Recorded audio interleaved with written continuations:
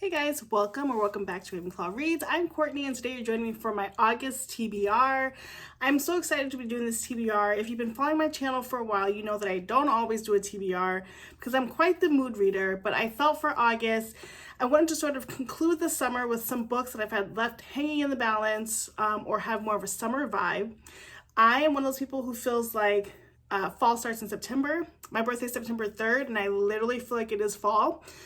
I live in Minnesota, so the weather really starts to come down in September. But even when I lived in Nevada, I feel like September was fall. And I do consider my birthday a fall birthday. Fight me in the comments. I love fall. So I want to wrap summer with some of these, like I said, in the books that I've been wanting to finish up, or there's actually been a couple books on my shelf, embarrassingly enough, that I bought and have not read because I totally forgot about them. So I want to get those out of the way and just sort of like have a clean break for summer. And so I am really dedicated to doing that. If you watch my July wrap up, I will link it, but I did already meet my Goodreads goal. So far I've read 105 books. My goal was 100 books. Although I recently downloaded Fable and imported my information, and it's saying I've read 95 books, not 100. And that's really irritating me because I'm at 105 books. So they missed 10 books. I need to find them. But anyway, so I'm excited to push forward with the second half of the year, these last few months of 2024, really honed in and focused on reading. I think like many of us, I've spent a lot of time on my device. I've been spending a lot of time doing lots of things at work. So at the end of the day, I'm exhausted.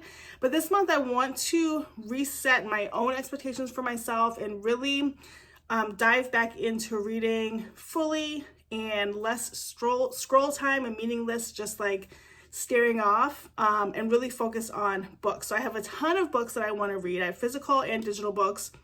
This is a TBR loose, right? Like again, am a mood reader, but ideally these are the books that I would like to finish this month so that I can feel accomplished in wrapping up the summer vibes. So let's start with the physical books and then I will get to some of the digital books.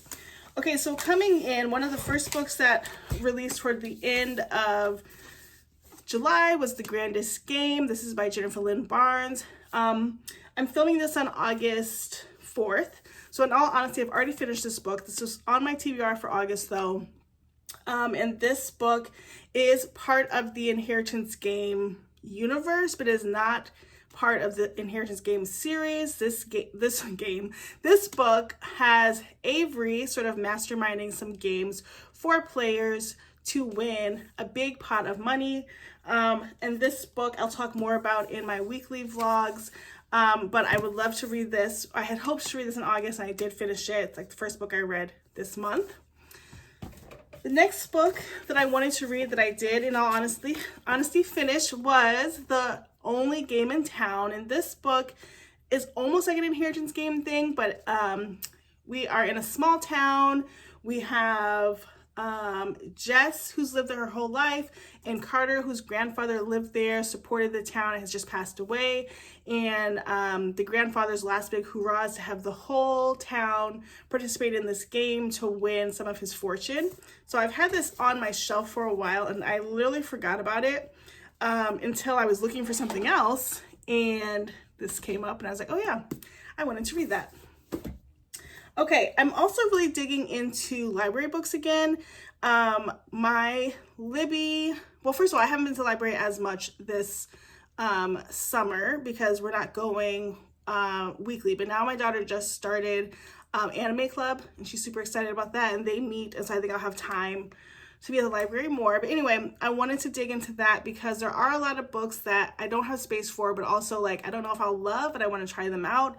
And my library has pretty good selections of books, and Libby is backed up. Like everybody and their mom knows about Libby, so it's really hard to get a book on Libby right now. And so I go to Libby. If I can't find it, I go to the actual library, see if there's a hold, and then I usually can get it from there. So I'm trying to lean into that. So in doing so, I have quite a few library books that I would like to read. So I recently picked up Anxious People by Frederick Bachman. I know this has been around for a while. It says it came out in September of 2020, but I recently heard about it on, maybe it was Olivia Reads Latte's channel. But basically this intrigues me because it is like a comedy story where a bank robbery goes wrong. You have like all of these anxious people held hostage, and we're kind of like hearing their stories and the hilarity of the whole circumstance. So I would love to read that. Then I would like to read Break to You.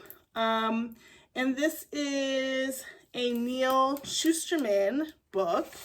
I'm trying to see, there's other names on it too. Yeah, Neal Shusterman, Deborah Young, and Michael Nolden have written this book, and this is brand new in July.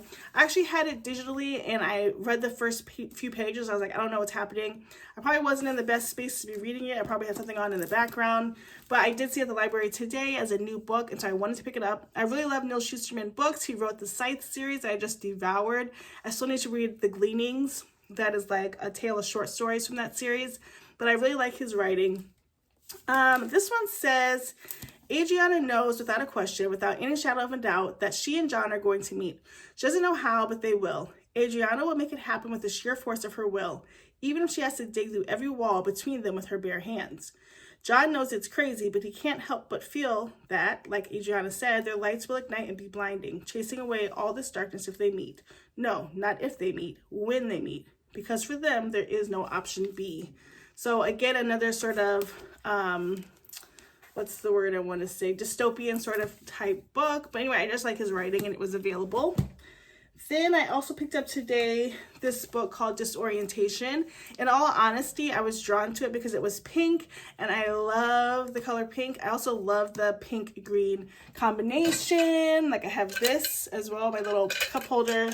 And so I thought I would pick this up. And this book, basically, I read it at the library, so I chose it, but it's basically following Ingrid Yang. She's a PhD student, and she's Taiwanese American, and she's been doing her research thesis or dissertation sort of on a Chinese poet, and she stumbles upon an archive, and as she starts digging deeper into this, she learns more about some very important history. And in doing all of this, she kind of has a coming of age moment in the way that she interacts with white people, and how she kind of changes maybe her perspective. Anyway, it sounded really good. Nice literary fiction book that also has some social commentary aspects to it, and I love those kind of books. So I picked that up. So great job with the cover, people, because I picked it up. I didn't even know I was going to like it. And then I picked up Fae Bound. Now, I do have the digital copy of this, which is great because I love to read a digital and a physical copy without paying for both. So this book I heard about on somebody's channel, but it's a recent sci-fi fantasy book. It came out in January. I think I've talked about this before, but it says, Yurin was born on the battlefield, has lived on the battlefield, and one day she knows she will die on the battlefield. As a warrior in the 11th Army, Yurin has known nothing but violence her whole life. Her sister Lettel is trying to make a living as a diviner, seeking prophecies of a better future. When a fatal mistake leads to Yurin's exile from the Elven lands, both sisters are forced into the terrifying wilderness beyond their borders. There they encounter the impossible, the Fae court. The Fae haven't been seen for a millennium, but now Yurin and Lettel are thrust into their seductive world, torn among their loyalties to each other, their elven homeland, and their hearts. So to me, this sounded really, really good. I liked the whole, I don't know, I guess I really do like stories about Fae, and I will thank Sarah J. Maas for that, but I really like this story element. I love the pages, it's not too dense of the reading, so that's great, and it just sounded good to me, so I definitely want to read that. What else? Okay, another physical book I want to read. I had a soft DNF on Tangled Up in You. I got this a few months ago, maybe, oh, I have the receipt right here. When did I get this? I picked it up on June 28th, and so I started it, and I know it is like a Rapunzel retelling, and like I said, I started, I just wasn't here mentally for it. It was giving very much romance. It was giving very much childish, a little immature. And I was just in a place where I wanted to read something a little bit deeper. But I think this will be great during the month because it just reminds me of the summer because I picked it up in the summer and I haven't read it yet. And so I would like to knock this out. And it's pretty short as well. And Christina and Lauren are one of my favorite pair of authors. I have my Book of the Month Club book coming, or my box coming. And I don't know that I'll get to any of those books in August. Because I'm kind of backlogged on my other books. However, I did pick up Jackpot Summer a couple of months ago, I think in June actually. And I was really excited to read this. I had seen so many people get the arc of this book. And I started maybe 20 pages. Where am I? Oh, nope, not even 10 pages in, and I stopped. But I want to pick this up because it gives summer. But this book follows a family whose mother has passed away. The kids, all but one, come together to buy a lottery ticket. The lottery ticket wins, and now they have to decide what will they do with it. And does the brother who didn't participate get money as well? While they're figuring all this out, it's like life happening in the background, literary fiction, maybe some things that happened in their childhood and why they're not as close anymore. So I definitely want to read this one, and I might pick that my next book that I end up reading. And then I recently picked up this book, which I'm going to put this at the bottom of the list because it's giving heavy fall, and I just got it, so it's okay if I don't get to it. But this is The Most Fun We Ever Had by Claire Lombardo. I just picked this up. I think I talked about it in a recent vlog too, but it says, when Marilyn Connolly and David Sorensen fall in love in the 1970s, they are blithely ignorant of all that awaits them. By 2016, their 4 radically different daughters are in a state of unrest. Wendy, widowed, young, soothes herself with booze and younger men. Violet, a litigator turned stay-at-home mom, battles anxiety and self-doubt. Liza, a neurotic and newly tenured professor, finds herself pregnant with a baby she's not sure she wants by a man she's not sure she loves. And Grace, the dawdling youngest daughter, begins living a lie that no one in her family even suspects. With the arrival of Jonah Bent, the child placed for adoption by one of the daughters 15 years before, the Sorensens will be forced to reckon with the rich and varied tapestry of their past. Years marred by adolescent angst, infidelity, and resentment, but also the transcendent moments of joy that make everything else worthwhile.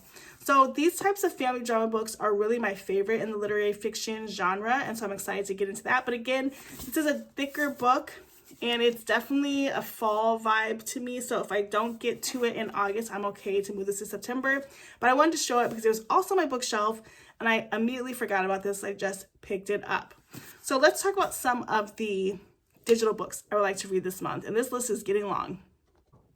Okay, so far I have 9 physical books that I want to read, and that does not even count the digital books that I want to read. Now, as I mentioned, Libby has been really busy lately. However, as it always happens, all my books came in at once, so I have quite the list of books that I would like to read. So the first book I wanted to read in August, which I actually just finished today, was Curvy Girl Summer. This is by Danielle Allen. I picked this up maybe mid-July. It's on Kindle Unlimited, but it's a brand new book. And I can't wait to talk about this, but I just loved this book. So I'm glad that I got a chance to read it and finish it.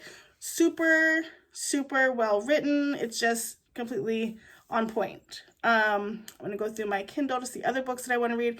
So they've put quite a few great books in Kindle Unlimited, and so I'm excited to pick those up. But I would love to read All In. This is book 3 in the Natural series. I would love to finish that series. It's kind of giving fall, so I'm not like rushing to it. And then another book that I downloaded that I would love to read is You with a View by Jessica Joyce. I just actually got this book on my Libby app. It just came in today while I was at the library. And so I would love to have that book done as well. And I think, I would love to also finish Every Time I Go on Vacation and Let the Games Begin. 2 books that I started this summer but have not finished. And I think that would be great. So that is what? 1, 2, 3, 4. Well, 3, because I probably won't read the All In. So 3 plus 9 is 12. So 12 books that I would like to read. And I'm hoping to stay pretty close to this list because, like I said, these are books I all want to knock out before August is over. And technically, for me, fall has kicked in. So That is my major goal.